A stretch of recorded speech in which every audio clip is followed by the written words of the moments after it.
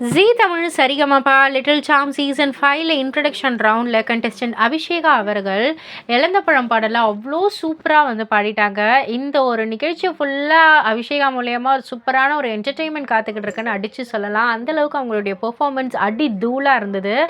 நம்ம சரண் சார் அவருடைய டீமில் வந்து சேர்த்துக்கிட்டாரு.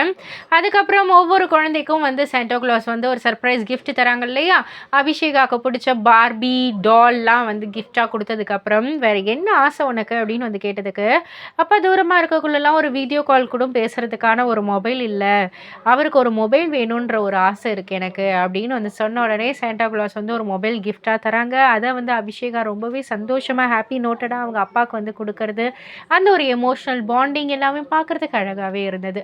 இதெல்லாம் பற்றி நீங்கள் என்ன நினைக்கிறீங்க? உங்களுடைய கருத்து என்ன அப்படின்றத கீழே உள்ள கமெண்ட் பாக்ஸில் குறிப்பிட்டு சொல்லுங்கள். மறக்காம சேனலை சப்ஸ்கிரைப் பண்ணி பக்கத்தில் உள்ள பெல் ஐகானை கிளிக் பண்ணிவிடுங்க.